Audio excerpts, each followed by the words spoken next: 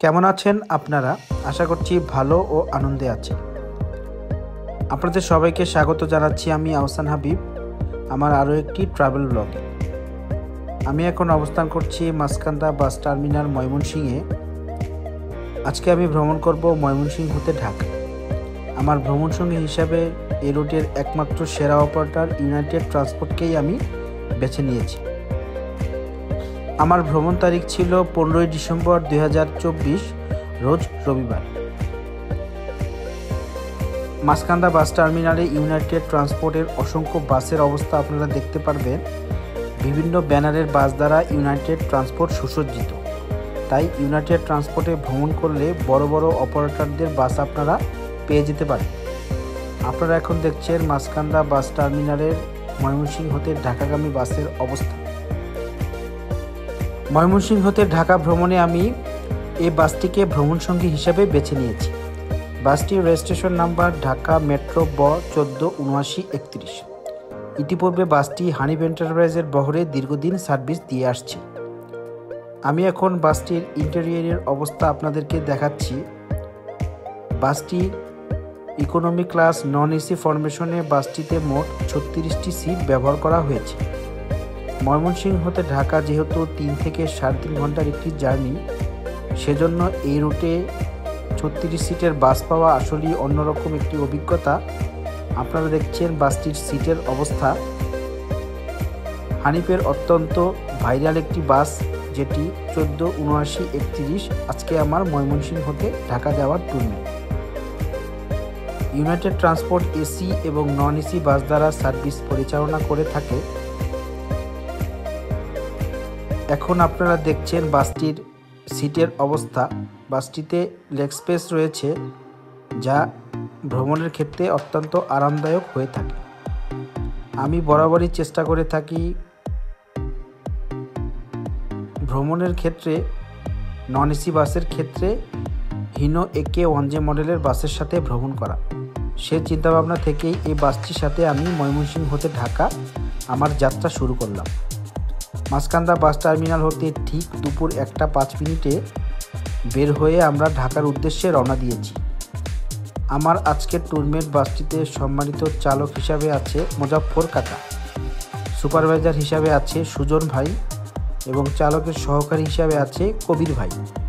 তিনজনই অত্যন্ত বন্ধুসুলভ। তাদের সাথে ভ্রমণে দারুণ একটি অভিজ্ঞতার সম্মুখীন হতে যাচ্ছি। তো ময়মনসিংহ শহর হতে বেরিয়ে জাতীয় মহাসড়ক N3 ধরে আমরা এগিয়ে চলছি আমার গন্তব্য ঢাকার পথে।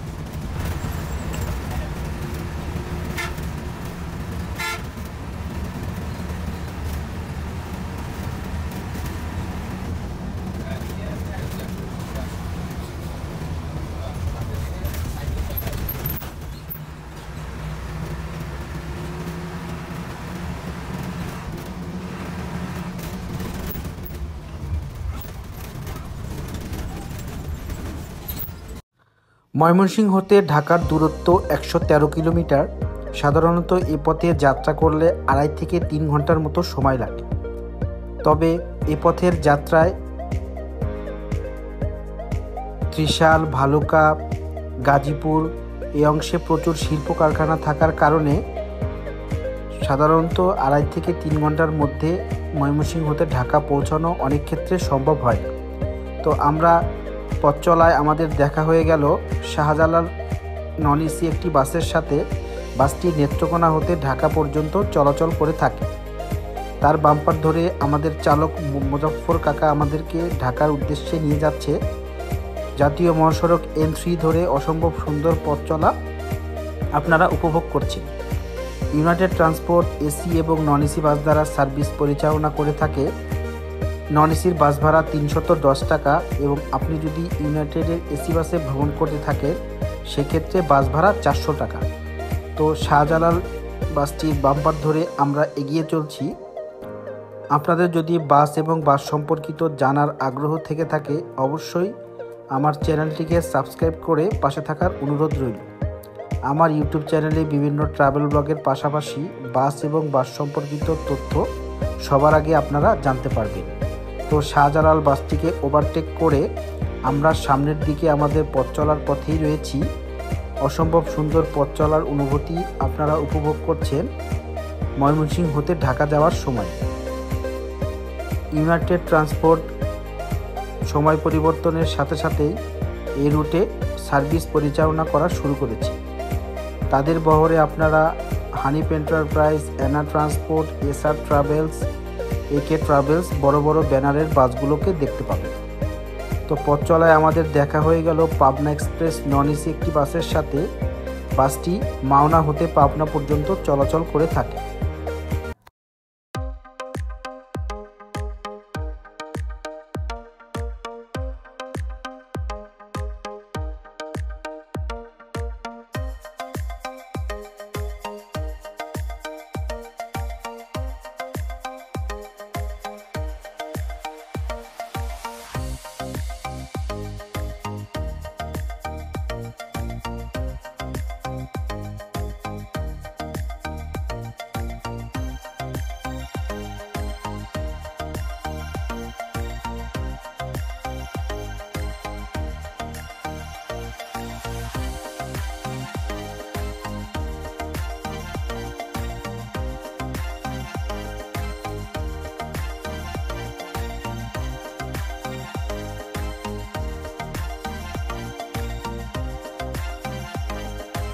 ঢাকা হতে ময়মনসিংহ, ময়মনসিংহ হতে ঢাকা এমন একটি রুট, এখানে যাত্রী চাপ এত বেশি থাকে যে টার্মিনালে আপনারা যখন উপস্থিত হবেন তখন কাউন্টার হতে টিকিট দিয়ে সময় করে উঠতে পারে না।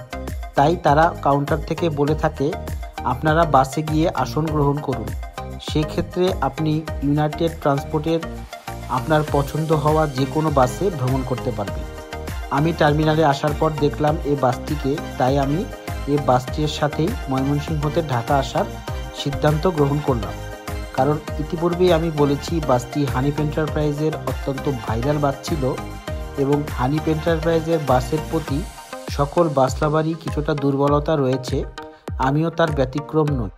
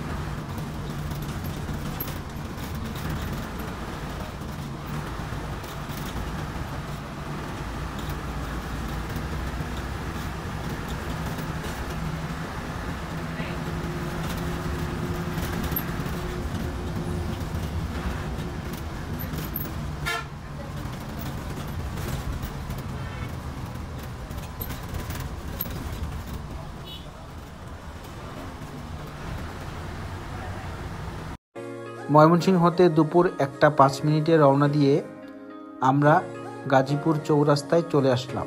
এ পথে আসতে আমাদের সময় লেগেছে 2 ঘন্টা 10 মিনিট। প্রচুর শিল্প কলকারখানা এ এলাকায় থাকার কারণে এই রুটে আসতে আমাদের 2 ঘন্টার মতো সময় লেগেছে।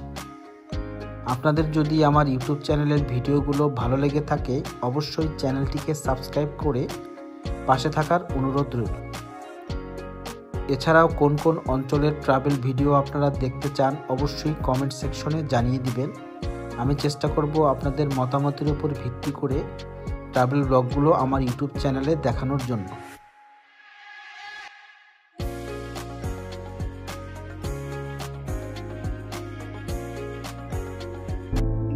ঢাকা হতে ময়মনসিংহ, ময়মনসিংহ হতে ঢাকা ভ্রমণে আপনারা নির্দ্বিধায় ইউনাইটেড ট্রান্সপোর্টকে বেছে নিতে পারেন।